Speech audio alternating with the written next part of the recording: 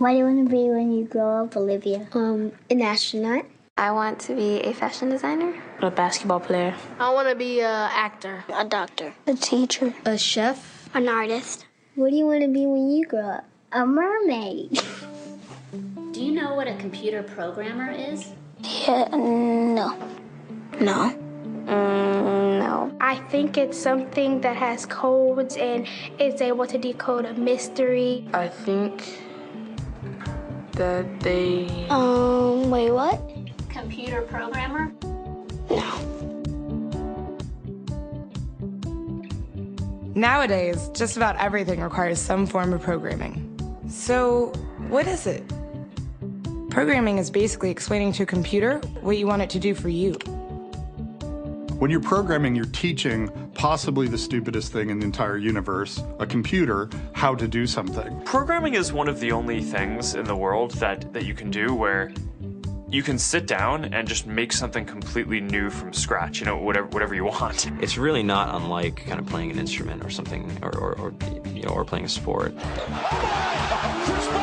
It starts out being very intimidating, but you kind of get the hang of it over time.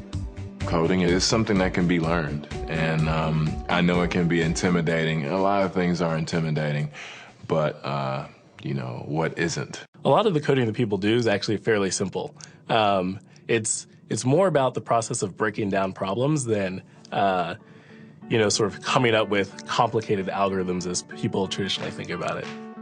Well, if it's fairly simple, why aren't there more of us doing it?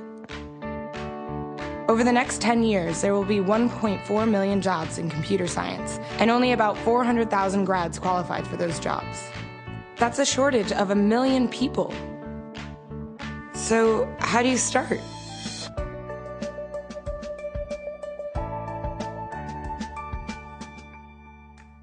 I was obsessed with maps when I was a kid, and cities specifically.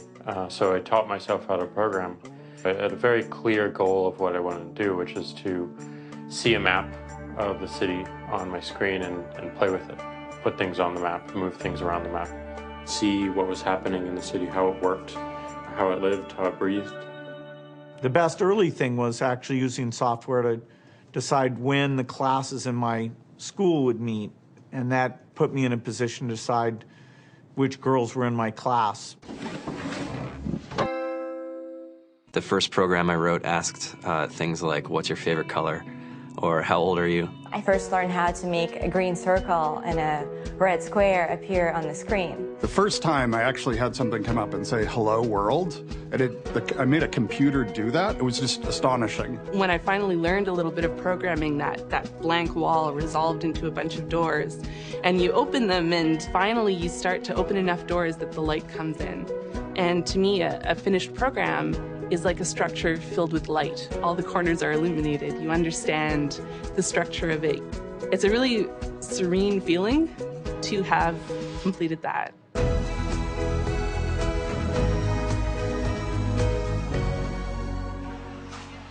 It took me some time to realize that creating things with your hands or creating code, creating programs, is just a different way to express creativity.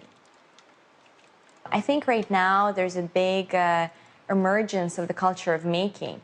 People who make their own scarves and hats, people who write their own apps. Now it's just limited by your imagination and sort of what kinds of ideas what kind of understanding can you build into the computer so that it can do these things that were previously impossible.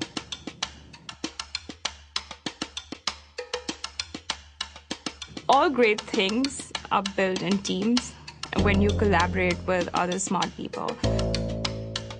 You're testing your ideas, you're stimulating each other. That's what makes us successful. It's not some flash of brilliance by somebody who then codes 24 hours a day for 3 weeks. It's what happened. The magic happens when we're all on the same page, collaborating and building something together. There's a much greater need in the world for engineers and people who can write code than there will ever be supply. And so we all live these very charmed lives. To get the very best people, we try to make the office as awesome as possible.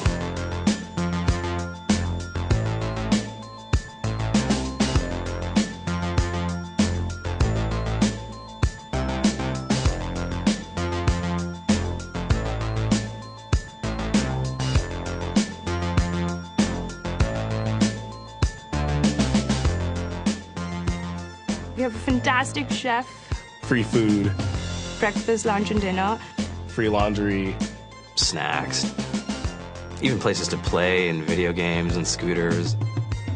There's all these kind of interesting things around the office and places where people can play or relax or go to think or play music or be creative.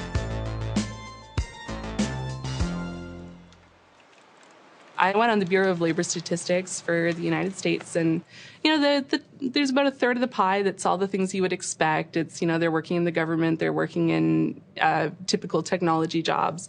But then, like, the rest of the pie, and it was the majority of the pie, just split down into these little teeny slices of every industry imaginable. And what it is, computers are everywhere. You want to work in agriculture? Do you want to work in entertainment? Do you want to work in manufacturing? It's just all over.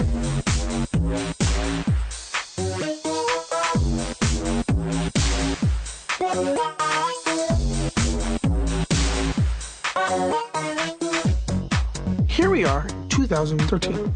We all depend on technology to communicate, to bank, information, and none of us know how to read and write code. So you guys, what else? Who else has an idea of what we can change with our programming? What else can we do? Tiffany?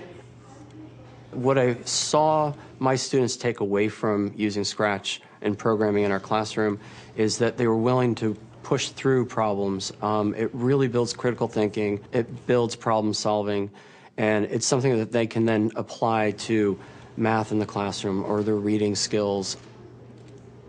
We integrated science with this programming, and I saw my scores go up 30%.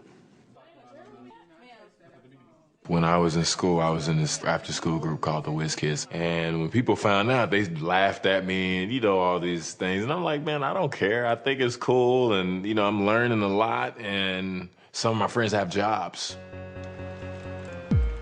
It's important for these kids.